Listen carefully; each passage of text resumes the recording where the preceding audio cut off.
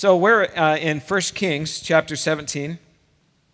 If you want to go ahead and turn there. There's a story about a man who had a car accident, and it was a pretty bad one, and he ended up having a concussion, not a concussion, but he was in a coma for several days. And when he wakes up from the coma, his wife is sitting there on the side of the bed, and she's holding his hand and kind of caring for him. And he looks at his wife and he says, "You know, Judy, you've been with me in all of the struggles I've had in my life. I remember when we were in college and I was struggling to pass my classes.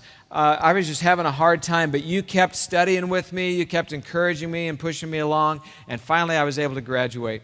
And then after college, I was trying to get a job and just interviewing, and I just couldn't get a job, but you just kept cutting out all the ads from the newspaper and getting me excited to go on this next interview and see what I could do next. And then finally I got a job at one of the big firms, and I was doing okay there, but then I didn't close that deal. I made one little mistake, and it all fell apart, and that deal didn't close. But you were there home waiting for me. You cared about me. You were listening to everything that was going on in my workplace. And now I've had this accident, and I wake up, and you're the person right here by my side taking care of me." And he says, "Judy, I've come to a very profound conclusion." And her eyes start to well up with tears because she knows that he's starting to recognize just how much she loves him and how much she supports him in all of these ventures in his life. But the husband says, "Judy, I just think you're bad luck." You know, sometimes I think we treat God that way. You know, God's with us through all the good times and all the bad times, but if we have a string of bad times and that string goes on long enough, we start to think that God is the problem instead of the solution. And we start to think that maybe he doesn't care about us anymore, or maybe going his direction isn't as good as we thought it was going to be. Well, last week I introduced you to Elijah the prophet. And I said Elijah's a bit of a strange guy, but he has made himself totally available to God. He is absolutely God's man for the moment. He's listening to God. He's letting God prepare him. He's just doing everything he can so that God can use him. And so God directs him to go to King Ahab. Remember, Ahab was the king of Israel, the northern kingdom, and the kingdom had split, so now there's a northern kingdom and a southern kingdom. And Ahab is this king of Israel, the northern kingdom. He marries Jezebel, who is an idol worshiper. She brought in the Baal and the Asherah idol worship into Israel. Things were a mess in that country. And so God directs Elijah to go to Ahab and say to Ahab, "It's not going to rain in Israel until I say so." Now, when I read that, I thought that was a little strange that Elijah would say, "Until I say so." Shouldn't he say, "Until God says so"? But I think what's happening here is God is setting Elijah up as the prophet of Israel. He's empowering Elijah to speak for God. So Elijah's not out there on his own just saying, "Hey, it's going to happen as I say it's going to happen." But Elijah is in so intimate touch with God that whenever God says it's going to rain, Elijah will say it's going to rain. But he's establishing Elijah as his man. So once he delivers this message to Ahab, then God says to him, "Now you better get out of here, because Ahab and Jezebel are going to try to kill you." So he takes Elijah to the Kerith ravine, a place where there's a little brook running through there, a place where God calls the ravens to get food and to get bread and bring it to Ahab. And he spends 3 years there in that ravine in total solitude, listening to God, letting God prepare him for what comes next. And then in verse 7 it says, "But the creek dried up." And we talked about what that means in our lives when the creek dried up. And that's where we're going to pick up the story today, 1 Kings chapter 17, starting in verse 8. "Then the word of the Lord came to him. Go at once to Zarephath in the region of Sidon and stay there. I have directed a widow there to supply you with food."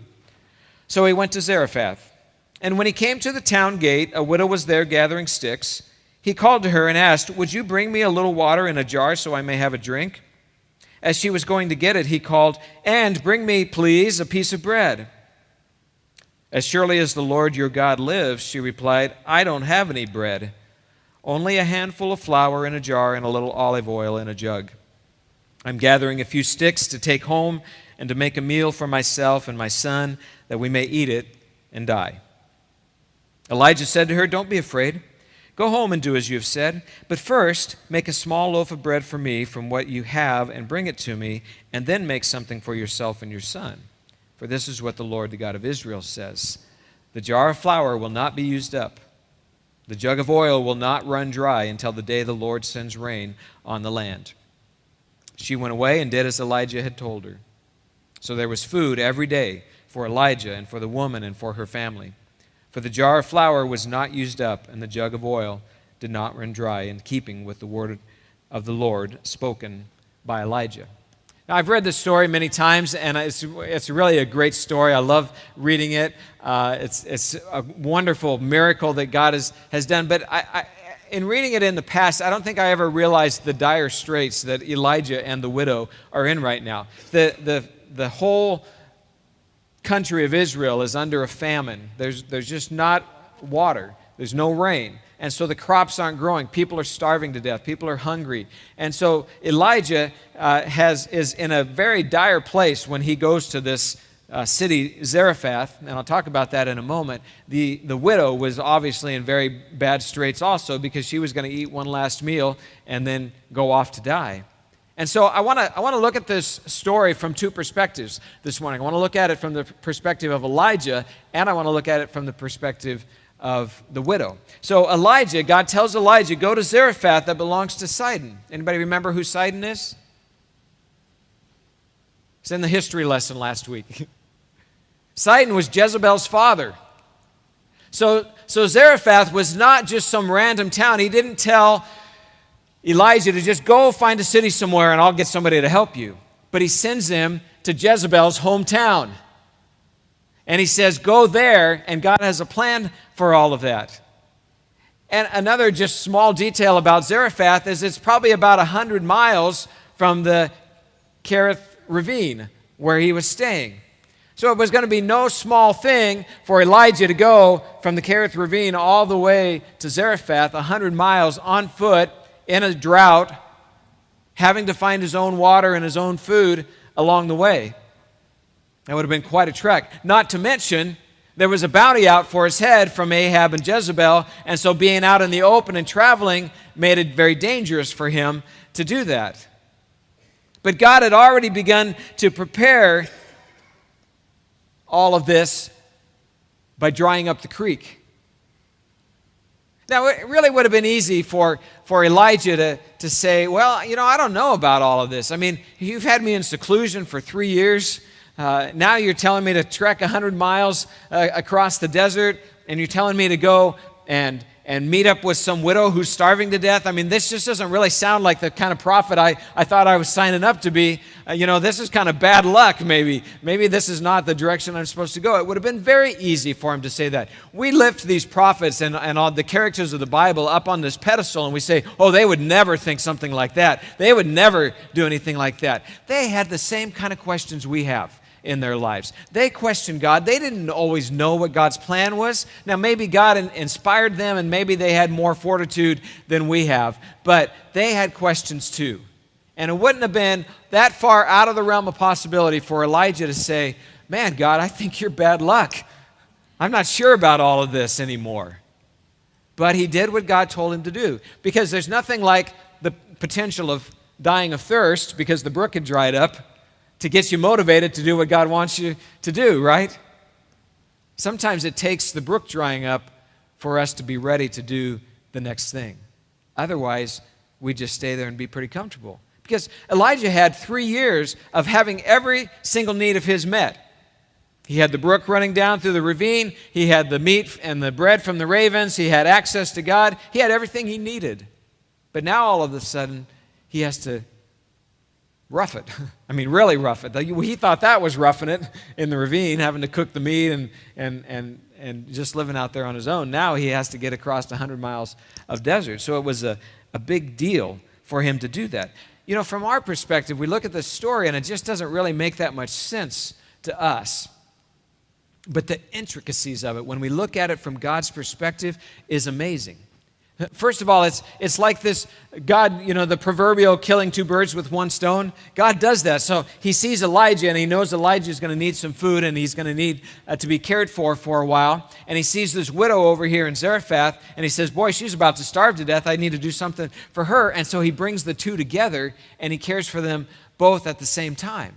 And he does this awesome miracle of not letting the flour and the oil dissipate or dry up. And then he does it right smack in the hometown of Jezebel, which to me just shows us how powerful God is. Jezebel, who thought she was so powerful, who thought she was controlling Israel, who thought she had all of this figured out and she was going to bring all of her gods into Israel and just destroy that country. God still had a plan. And you know where he makes that plan work? Right in her hometown. Right, not even in Israel, but right smack in the middle of all of this evil idol worship that's going on, that she had instituted not only in her country, but now in Israel.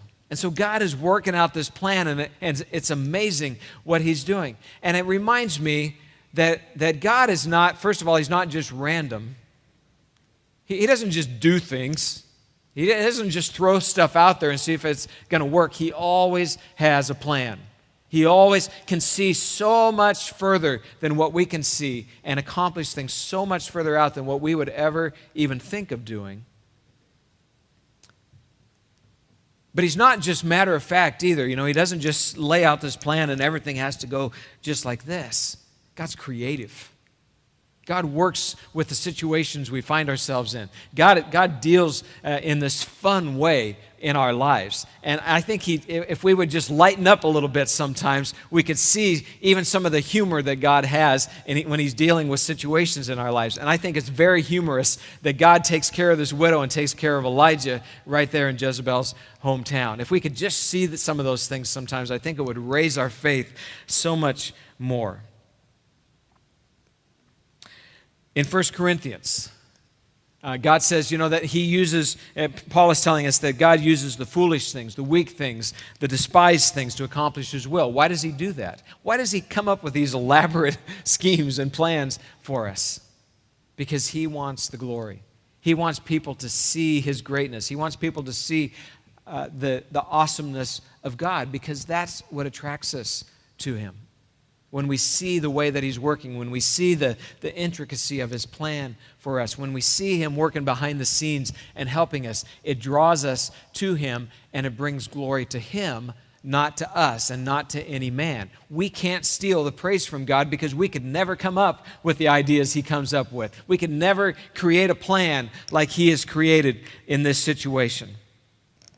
But notice that when Elijah, he does make it to Zarephath. He's sitting at the town gate and he sees this widow picking up sticks. And now Elijah has had to take some big steps of faith, hasn't he? He's had 3 years of having all of his needs met. But now God is saying, okay, you're leaving here, you're trekking across the desert, and when you get to Zarephath, you're going to have to ask this widow for food. Now, that was a bigger step than you might think, because by Elijah asking her for this food, he's asking her for the last morsels of food that she has. He's not just asking for a little bit from her abundance.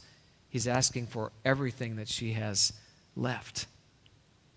But he knows what God's plan is. He knows what's going to happen. He has a promise from God that if he's obedient and if the widow is obedient, that God is going to bless them and use them in an amazing way. Now, from the widow's perspective, first of all, I think this was a young widow, not an old widow, because we'll see in the story next week that we look at that she had a young son. So somewhere along the way, her husband had died. It seems pretty clear that they were probably poor to start with, and now they're even more poor, the widow and the son is, because she doesn't have her husband there to bring in an income. And in that time, it was very difficult for a widow to work. In fact, I've told you before that many widows actually had to resort to prostitutionism because that was the only way that they could survive if they didn't have family members who would take them in. They would have to sell themselves in order to provide for their family that was left. And so this widow was in dire straits. It was nearly impossible that she was going to survive all of this. People didn't show a lot of kindness to widows or to people that were down and out in that day because they sort of assumed that God had cursed them in some way. You know, if their life was this bad, you know, her husband died and now she was about to starve to death, she must have sinned. She must have done something wrong. God doesn't love her anymore. God doesn't care about her anymore. We know that that's not true, don't we? But that was the way that society believed in that day. So people didn't show pity to her. But somewhere in all of this, in all of her despair, in all of her hopelessness, where she's about to cook her last meal and then starve to death, somewhere in there, God was speaking to her. Because it says in verse 9, God was talking to Elijah, but he says, go to Zarephath in the region of Sidon and stay there. He says, I have directed a widow there to supply you with food. So somehow God was working in this widow's life. Well, this widow must have been a really great believer in God then, if God would actually shine down on her and care for her, right? Where does she live? She lived in Sidon. What did everybody worship in Sidon? They worshiped Baal and they worshiped Asherah. They didn't worship Jehovah God. But God saw her anyway. And God reached through all of that darkness of that city and that region, and he saw her need. That wasn't really one of my points, but it just struck me how awesome God is to reach through our darkness, to reach through sin in people's lives and say, I'm going to help you up. I'm going to show you a new way. I'm going to show you a way out of the darkness that you're living in. Before they ever once turn to God, God is already reaching out to them. It's called prevenient grace. He's giving them the opportunity. He's pulling them. He's wooing them into his kingdom. And so Elijah asked for this bread. And now we don't know what this widow was thinking at this point. How much of this did God say to her? What information did she have from God? We're not really sure on that. But when Elijah asked her for bread, what does she say? I don't have any. I've just got a little bit of flour and a little bit of oil left, and I'm going to make one last little loaf of bread for me and my son, and then we're going to die. Well, had God spoken to her or not? Well, maybe, but remember, she's coming out of intense darkness. So we don't know all that she understood. We don't know all that God had prepared her for. But along the way, God is building her up, and God is showing her what's going to happen. Maybe she was just waiting to see if Elijah was the right person. Maybe God had said, hey, somebody's going to come and you're going to feed him.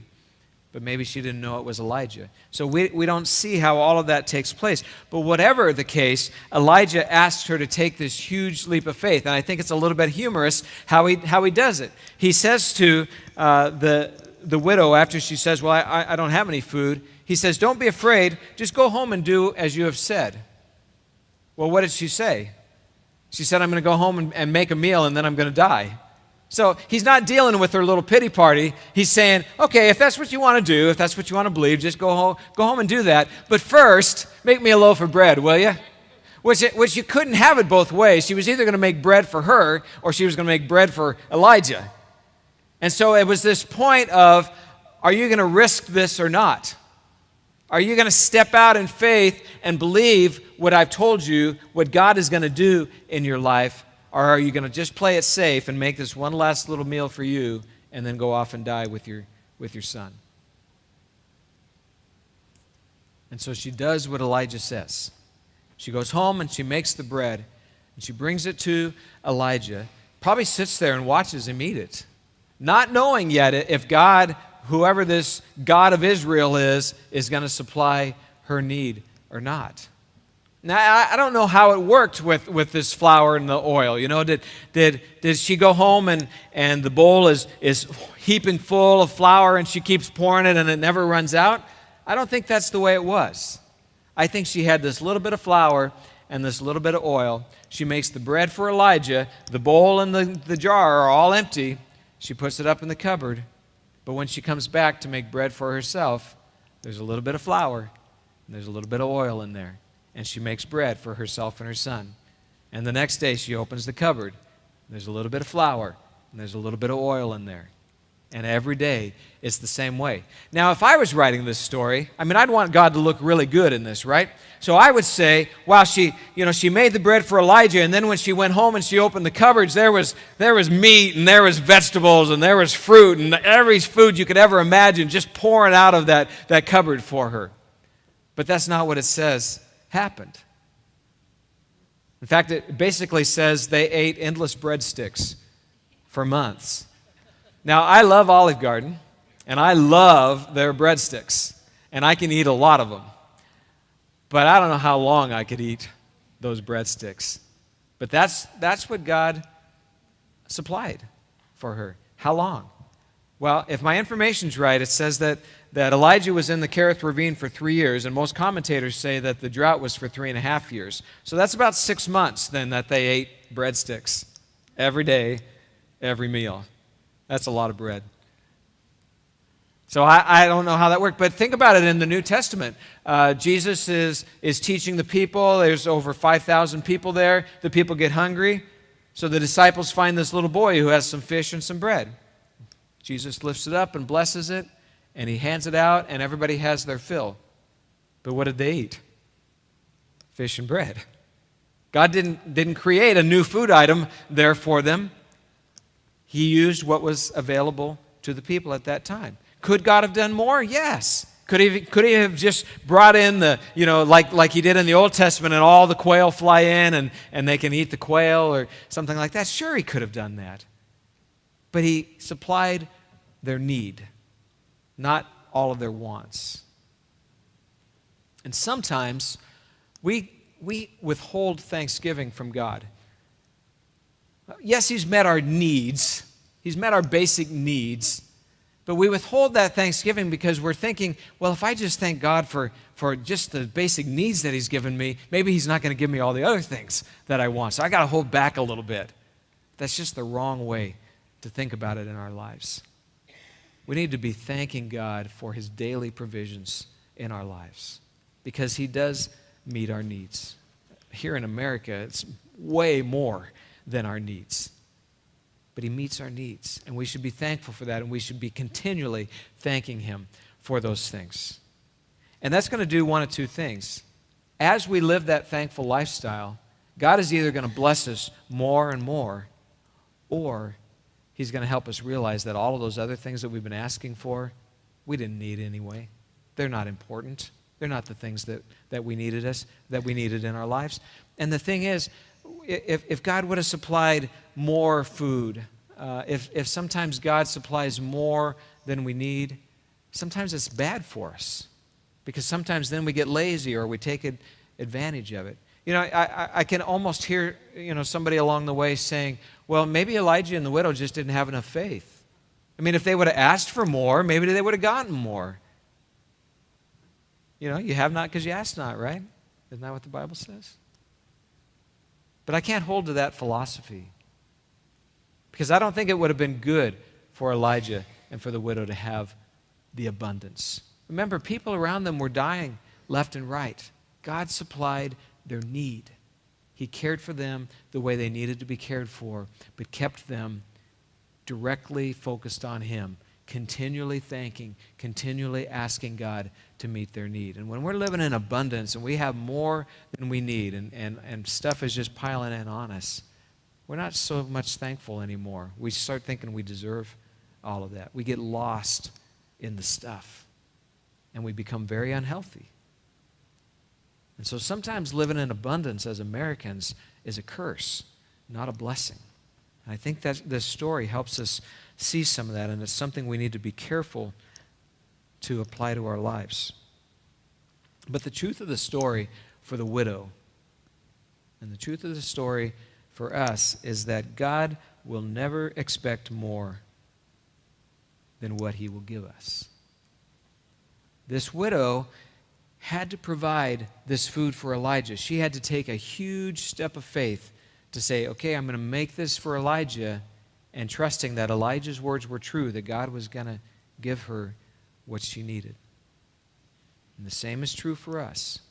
If God asks us to do something, he's going to supply the resources, the ability, the time, whatever it is, to be able to do it. But did she know it was going to happen before she did it? Nope. She had to take the step of faith first before she realized the provisions that God had for her. And that's big in our lives because I said last week, we want to see the beginning from the end. We want to see it all laid out. We want to see every detail cared for. And that's not the way God works because we don't trust Him when we're following that kind of plan. We trust Him for this moment, and then we trust Him for the next, and then we trust Him for the next. And so as we look at this, we find that this whole idea of obedience, of trust, of faith, that God is continually calling us to that kind of submission to Him. This widow, Elijah, they had to fully trust in Him. There was no other way to go. There was no other way to understand what was going to go on. Remember, last week I shared with you Isaiah 49, where God says that He has engraved us in the palm of His hands. He said He will not forget us. You know, we carry our phones and iPads and stuff around. So if we really want to remember something, what do? We put a little note on our iPhone, and then it buzzes. We put an alert on there, and it rings, and then we remember what to do. But we didn't always have those, did we? And so in the old days, 10 years ago, old days, if you really wanted to remember something, what did you do? You wrote it on your hand, right? I got to put it down here so I don't forget about it, because every time I look at my hand, then I'll remember it. And so God is saying in this scripture, you are so important to me. I don't want to forget. I don't want to lose track of you. And so I have engraved you in the palm of my hand. You are permanently there. Your name is right there. And every time I look at my hand, your name is right there for me to see. I'm going to take care of you. I'm going to help you. I'm going to take all of your needs and I'm going to fulfill them. Your needs, not all your wants, because those wouldn't all be good for you, but I'm going to supply your needs. And then last of all in the story, just notice that this blessing that God poured out on the widow and on Elijah had a time limit on it. Verse 14, the jar of flour will not be used up and the jug of oil will not run dry until the day the Lord sends rain on the land. So there was going to be an end to that blessing. And it was going to be a point then where Elijah and the widow were going to have to take new steps of faith. They were going to have to look for God's direction in that new point in their lives. We want to get into a realm, with God and say, okay, God, now I got it locked in. You've heard maybe if you've been around the Nazarene church sometimes that we get saved, sanctified, and petrified because we just think things are going to always stay the same. We think that God has got it all laid out for us for the rest of our lives. But that's not the way that God works. God works in seasons in our lives. And so He may have you everything lined out for what you need for this season of your life. But I can promise you, there's going to come a time when you're going to have to take new steps of faith, when you're going to have to make new decisions, where you're going to have to decide all over again, am I going to trust you, God, or am I going to go my own way? Are you good luck or are you bad luck? We have to make those decisions all the way through our lives because God is constantly doing new things in us. So whether you are like Elijah, where you're trying to see what the brook drying up really means, what is God trying to say to you? Where is He moving you to? What's He doing in your life? Or you're more like the widow, where you're just at the end of your rope, where you just don't know where to turn. You don't know what's next. You don't know how anything's going to be accomplished, and you're basically just giving up and saying, I have nothing left. And yet there's this little glimmer of hope that maybe God is going to do something. The call, either way, is the same. Simple obedience, like we talked about last week, radical trust, and fixing our gaze, our eyes on Jesus Christ, because He is the one who supplies our needs. Paul says that we fix our eyes on Jesus, the author and the perfecter of our faith. I think I might say it different in the NIV. The pioneer and the perfecter of our faith. if we keep our focus on him. The problem is there are so many things that the world wants to offer us that say, okay, that's the answer. Come, do this over here. That'll get you through. Do this over here. That'll make you happy. But if we're willing to keep our eyes fixed on Jesus, if we're willing to follow him, not looking to the right and to the left, but staying focused on what he has for us, he's going to do what he needs to do in our lives, and we're going to be blessed for it. Amy's going to come and sing a song for us. Rhonda, come up and get ready for that. And as Amy sings, I think you're going to really relate to these words, but as she's singing, I want you to be active in the song. And that doesn't mean you have to get up and do anything, but I want you to be thinking about, what has God been saying to you today? What does he want to do in you today? And so you can, even as the song is being sung, have a conversation with God. Maybe it's just in the quietness of your heart. Maybe no words come out of your mouth. Or maybe they do. Or maybe you decide to step out and pray at an altar. However you decide to do it, it's your choice. But let God speak to you, as he probably already has been, but have that conversation with him. God, how do you want to change me today? What do you want to do that's new in me today? What have you shown me today that I need to apply to my life? How do I keep my eyes fixed on you, Jesus? And let that be a conversation as the song is being sung.